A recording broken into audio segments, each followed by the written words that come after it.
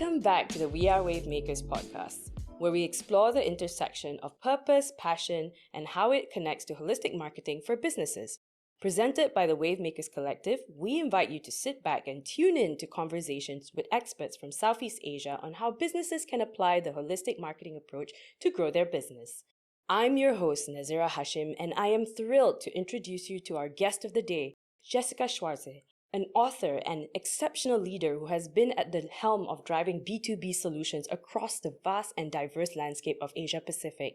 Having worked in B2B for SaaS companies such as Confluent, Software AG, and most recently a startup called Nimbly Technologies, Jessica is no stranger to coming up with creative marketing tactics to reach the ideal target audience. With over 25 years of experience in the field, she has a proven track record in building world-class demand gen campaigns, cultivating diverse teams, and scaling regional operations to new heights. And this year, she published her first book, The Ultimate B2B Marketing List, 200 plus innovative tactics you need to try, which you can see up here, guys. And it's really packed with amazing ideas that a company can apply to generate leads for their own business, even if they are on a tight budget. That's right. That's amazing. Having read this book myself, I have to say I'm excited to have you on the show, to have you share more insights on what it means to tailor strategies for targeted engagements. So, welcome, Jessica. Thank you, and what an introduction. Very happy with that. I know. I'm very appreciative. And but the only thing is that, 25 years, you can calculate my age. Yep, not young anymore. It's okay. You're wiser, and that's what matters. Exactly. So actually, I wanted to start right into it. I've been reading your book, and I've been following you on LinkedIn for the last year plus. You've given some really great insights on B2B marketing as a whole.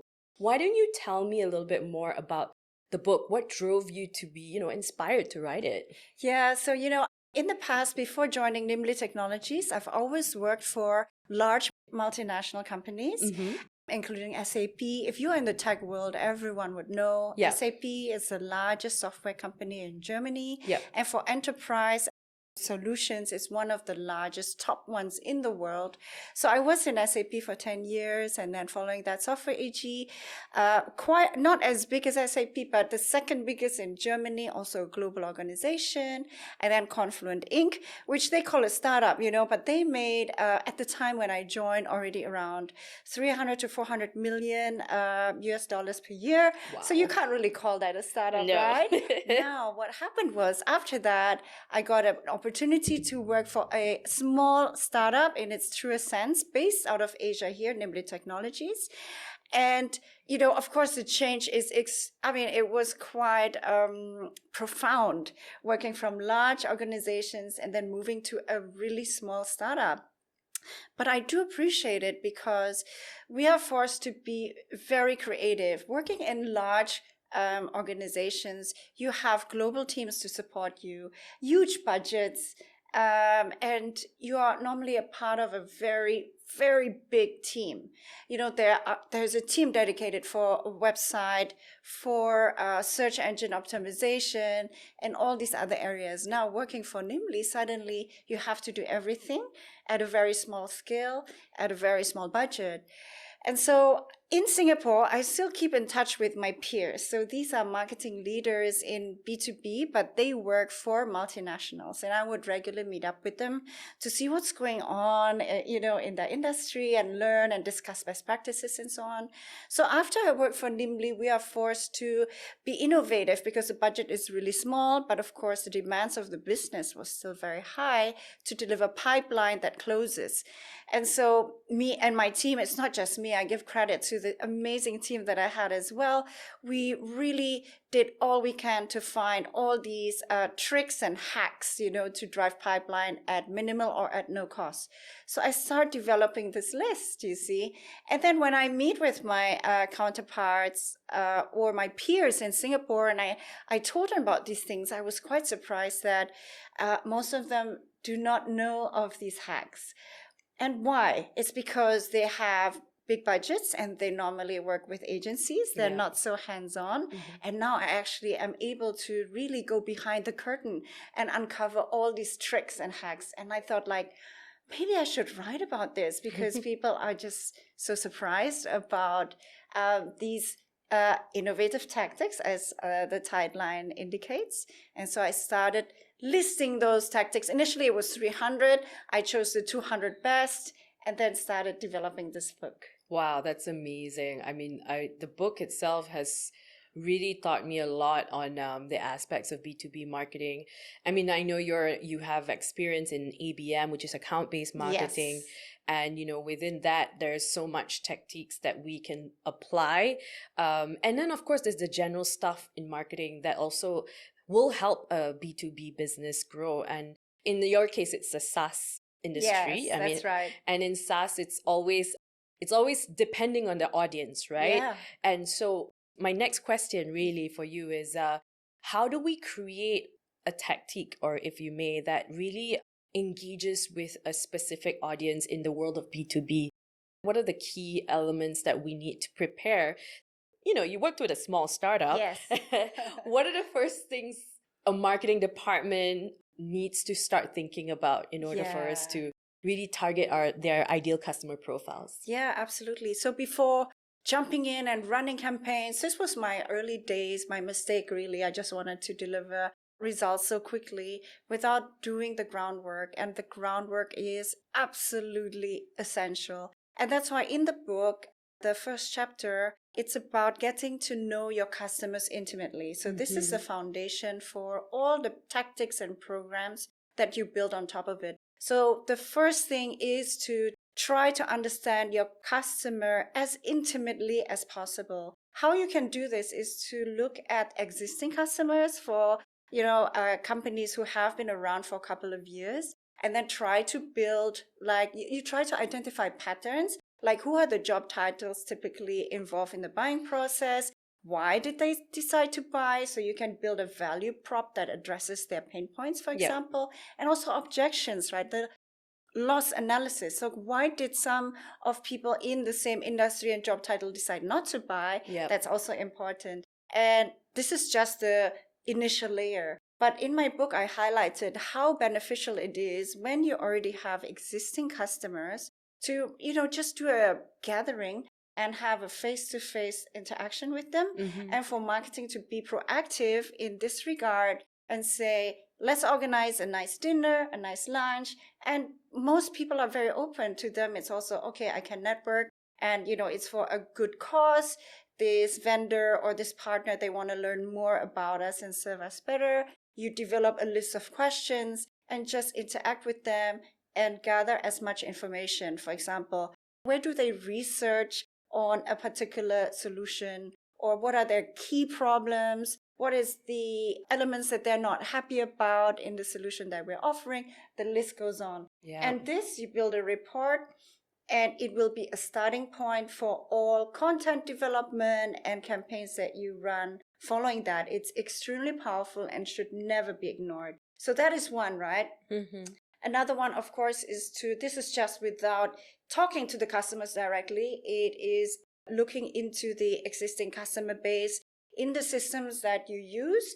And then, like I mentioned earlier, identify patterns. Okay, these are the top job titles, top industries, top geography. And then you can find your low-hanging fruits. And those are the accounts that you should be after, or job titles that you should be after. So the first step is research. Absolutely. I'm a big fan of research and learning. And I think if we don't learn about our ideal target audience and really, like you said, meet up with them or really just try to understand them from a human perspective, right? They're not just a cog in the wheel. We'd like to imagine that they're not, they're humans. So I feel it's really important that in today's age, in the world of B2B, that we're not just thinking it's a transactional relationship building for business, right? So that kind of leads me to my next question.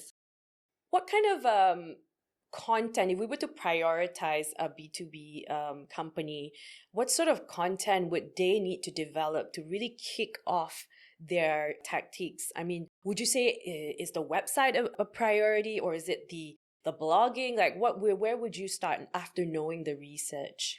Website, of course, is absolutely critical. But what I've learned, if you want quick wins, what you do is you sit down with the sales organization, and based on the research of existing customers, if you do not have existing customers yet, you can create a dream customer list that you feel they will benefit the most from the solution that you're offering. So that is a wonderful starting point. And you focus, right? So you focus based on the potential revenue that each of these accounts can deliver to your company. It's fairly easy to do. And then you create a priority list of focused accounts. And for depersonalization, I would go for the top 10, let's say. Okay. And even if you do this well, just the top 10, so you develop a commonalities between these top 10 accounts. Let's say, oh, wow, okay, the top industry is financial services. The top key challenges is this. And there are tools that you can find about the trending topics in this particular field. And then you develop content addressing those. Yes. And then you distribute that content through various channels to get them to engage with you. But then you focus on a specific accounts. Now, this will give you potentially huge returns. In a dream world, you can do this to all accounts, but we are so limited in time, resources, budget. I would focus on, let's say, the top 10 accounts, get them to engage with you. Now, for the rest, of course, the website plays a major, major role because the website is a representation of your company. You should be proud of your website from the design, branding perspective, but also content. Ensure that the keywords are right. And what I love in this day and age, which I highlighted in my book as well, there are hacks and tools and solutions available out there where you can easily find out competitor strategies. Absolutely. Benchmark yourself against it, see what works, copy it, make it better. Yeah. I love that. I agree. I mean, having a website is definitely something that isn't fundamental. It doesn't matter what industry you are, I feel.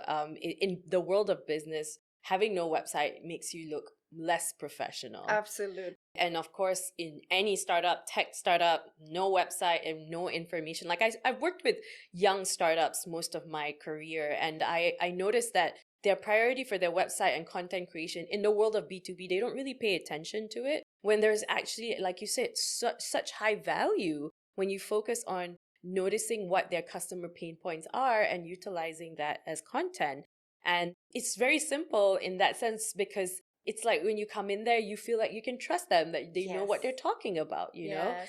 And that's actually a really quick win that you can do because you have technologies these days like ChatGPT, which really... which I love. Yeah. I love it too. Which actually I really wanted to talk to you about because I noticed that in an element of your book you mentioned that it's supported a little bit by ChatGPT. Maybe you can explain a little bit more the process of creating a book like this with that, you know?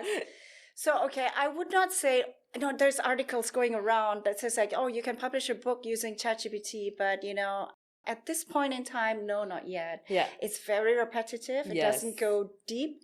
And also you lose your personal perspective. Now, my book has sold maybe around 500 now, and I believe people buy it. And also the reviews are good because they can see that it is authentically from me and it is reflecting my experience. ChatGPT, of course, I tried, like, okay, write me a paragraph or a copy about, okay, let's say personalization in B2B. It will write it, but it's very, very generic and repetitive as well, But it is super helpful when you have a writer's block, happens all the time. And you say like, okay, write me a nice introduction. These are the points I want to say. And then it comes out. Still, you need to edit it a little bit. But it saves you hours of time. Writer's block, you can just sit there. It's like, oh, I cannot move. But then it helps you in that regard. And also summarizing, like you just can write something from yourself and it can be a bit disorganized, but you just want to, puke is not a good word, but literally just puking all the ideas into a sheet. And then you put it into ChatGPT and say, write me a cohesive copy based on all the points that I put in there. And then within seconds. So that helps a lot. And proofreading as well, making sure I don't have any grammatical errors or the style can be improved, make it shorter, longer, make it more personal, make it more engaging. So that is super useful. But the content itself, it has to be you. Yes, I think. I agree 100%. I mean, I encourage my team to utilize it for writer's block purposes, but I definitely believe that, and also I remind them, fact check. Always fact check. AI is still trying to learn the world, and a chat GPT has only reached knowledge up to 2021, and we're already Yes, in 2023. that's right. So the relevance doesn't always seem to be accurate. And one thing we always need to do is always fact check the AI itself. And I've used it mainly for, like you said, it's just a way to structure Yes. sentences that maybe I didn't know how to say it. And a lot of times you're right, it's repetitive, and in which case you still have to edit. So I wouldn't say you can write a book with ChatGPT. you can have support in thought process is what I like to call it, I think. Yeah, and actually some concepts that are new, like you mentioned, it's until 21, right? Some concepts which are new, like in my book, I wrote about the skyscraper technique in search engine optimization. I fed that to ChatGPT and they gave a completely wrong definition. So yeah, you need to fact check, but super helpful though. I mean, Yeah. I love it. It really saves a lot of time, and Yeah. especially the writer's block. You can get over it. Yeah, and speaking of AI technology and the world of B2B, what are your thoughts on how B2Bs can actually personalize their content with the help of AI? Do you see any trends or ideas that could work? Yeah, for sure. So once you do the research that I mentioned earlier and you identify the top accounts that you want to build a relationship or connect with, you want them to read your content and they should feel like, wow, this acutely resonates to my challenges. Yeah. So what you can do with ChatGPT is give the profile, the challenges, and then your solution. And you can ask ChatGPT to create, let's say, a short email Yep. or a short ad copy based on the information that you provide. Yes. But like you said, it's never perfect. Oftentimes it's too long. Yeah. And then sometimes in the beginning, they just say too much at the end. Also, in summary, they summarize everything. No, you don't need that. It's repetitive. But it's a great start. And it's quick. Yes, exactly. I think a lot of the startups that I work with right now utilize it to really just, as you said earlier, word vomit. That's right. Word vomit their thoughts because they want it to be structured in such a way that's, good, or rather flowing better. And I think what the AI does is really to help you, give you better flow. And for a B2B company, I really believe that is important because time is money, as we know, and it's valuable. And if you can have the technology to support you in creating more meaningful content, of course, with your eyes reviewing it, but then, it will work. I mean, the AI can help for sure. Yeah, and it's very fast. That's amazing to hear. I also would like to hear a little bit more about the challenges that B2Bs, they go through challenges, especially when we talk about startups, because you worked with startups. What are the typical challenges? And if you were to do a reflection, what would you do? The tactics that you would apply, if at all, to support B2Bs in the future, especially for startups? B2B startups, right? Okay, so this is one major key takeaway that I learned. Yes. Which brings the largest, what do you call, bang for your buck, right? Yeah. So at Nimble Technologies, I felt really fortunate to be given the responsibility to run the SDR team as well, the sales development rep team. Sometimes you call it business development rep team, sometimes you call it inside sales. But just having that as a core function within the marketing umbrella, and then delivering to them content that would highly resonate to the job titles and accounts that we are targeting. Again, I always say we need to have a focused approach, not just send to everyone. I'll talk a bit about that later, though. There are benefits to that as well.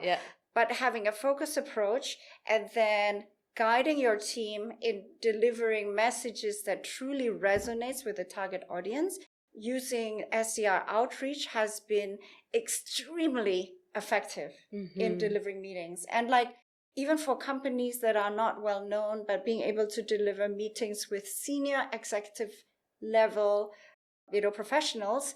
And the key is, again, the content that truly or acutely resonates with the target audience based on the research that you do, and you build an account list and reach out to them using the SDR function has been extremely effective.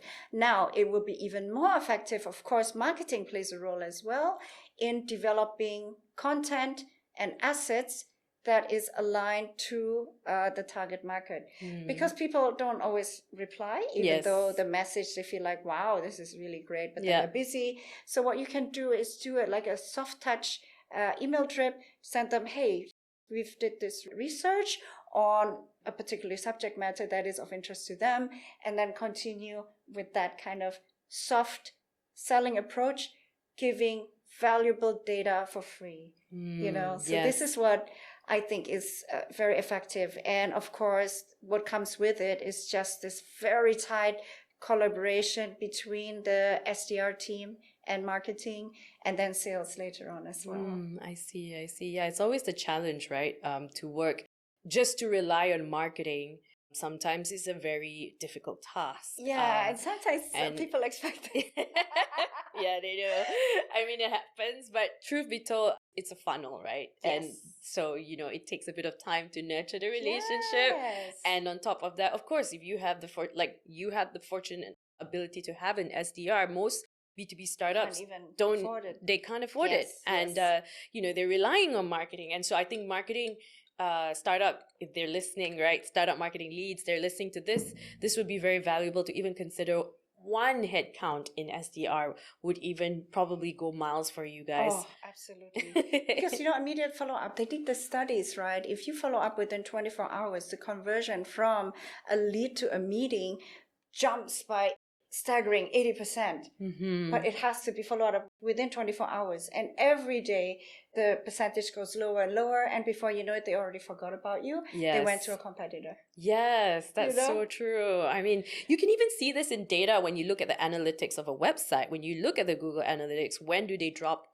They come back, the lifetime value of the website, right? And the content they visit. They may like it at this moment. They downloaded the ebook. Yes. And then nobody's following up. Doesn't do anything, Exactly. So, although if you remember, at Nimble, there were some instances where they downloaded the ebook and then they called and said, we're really interested. Yep. And then a deal happens within months. But I mean, those are rarity. If you have a strict SLA and a process in place, you're going to accelerate that. Yes, absolutely. All right. That's really good insights from you. I just have one more question, honestly. Sure. What kind of trends or technologies could be the future of B2B marketing in terms of what you've seen? I mean, you're probably more updated than me. Tell me, what do you think? What do our listeners need to know? Okay, so the thing about MarTech, is getting overwhelming. There's so much out there. I would say probably close to 1,000 technologies that can support the marketing function. But I believe that driving intelligence is critical, right? So even startups, they need to invest in technologies that can help them drive insight-driven decisions. Right. That is really, really critical. Yeah.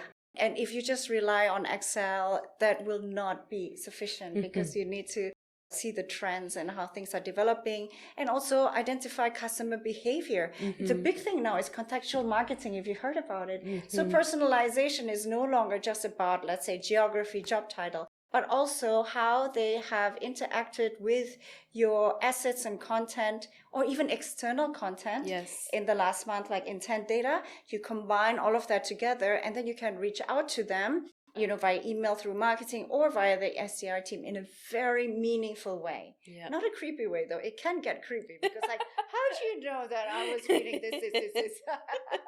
It's kind of like, kind of stalkerish, right?